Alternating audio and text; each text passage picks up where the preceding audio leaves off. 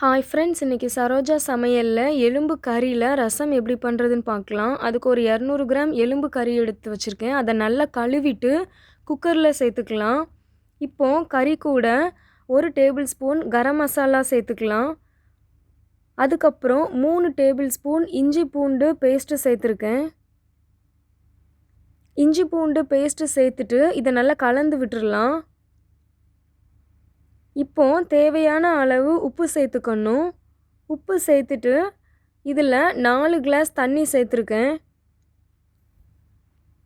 4 class தண்ணி சேர்த்ததுக்கப்புறமா குக்கரை மூடி வச்சுட்டு 7 விசில் அடிக்கிற வரைக்கும் வச்சு எடுத்துக்கணும்.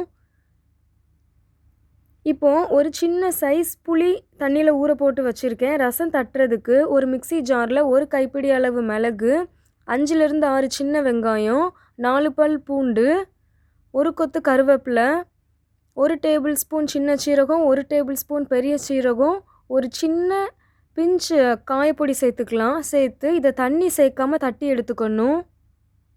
இப்போது ஒரு பாத்திரத்தில் 2 டேபிள் ஸ்பூன் நல்லெண்ணெய் சேர்த்துட்டு எண்ணெய் சூடான அப்புறம் கடுகு, உளுந்தம்பருப்பு, கருவேப்பிலை, ஒரு வத்தல் சேர்த்து தாளிச்சிக்கணும். இப்போது நம்ம மிளகு தட்டி வச்சுருக்கோம்ல ரசத்துக்கு, அதை உள்ளே சேர்த்து நல்லா கிளறி விட்டுறணும். 1 டீஸ்பூன் மஞ்சள் பொடி சேர்த்துக்கலாம். சேர்த்து கிளறி விட்டுடலாம். இப்போது நான் கரைச்சி வச்சுருக்கிற புளி தண்ணியை உள்ளே சேர்த்துருக்கேன்.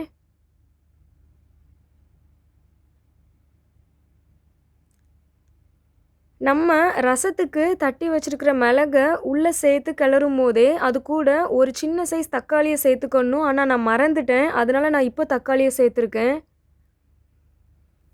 இப்போது குக்கரில் 7 விசிலுக்கு அப்புறம் நம்ம திறந்து பார்க்கலாம்.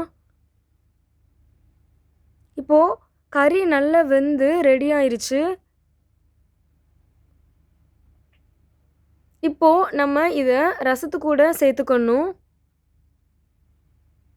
சேர்த்துட்டு மேலே கொஞ்சமாக கொத்தமல்லி இலை தூவி அதை லைட்டாக நுரக்கூடுற அளவுக்கு விட்டுறணும்.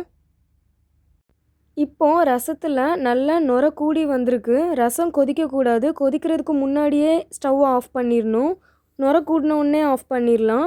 இப்போது நம்ம ரசத்துக்கு தேவையான அளவு உப்பு சேர்த்துக்கலாம். உப்பு சேர்த்தாச்சு. சரோஜா சமையலில் இன்றைக்கி சுவையான எலும்பு கறி ரசம் சூப்பராக ரெடி ஆயிடுச்சு. இதை உங்கள் வீட்டில் ட்ரை பண்ணி பாருங்கள். சரோஜா சமையலுக்கு சப்ஸ்கிரைப் பண்ணுங்கள். பக்கத்தில் இருக்கிற பெல் பட்டனுக்கு ப்ரெஸ் பண்ணி ஆல் கொடுங்க. தேங்க்யூ.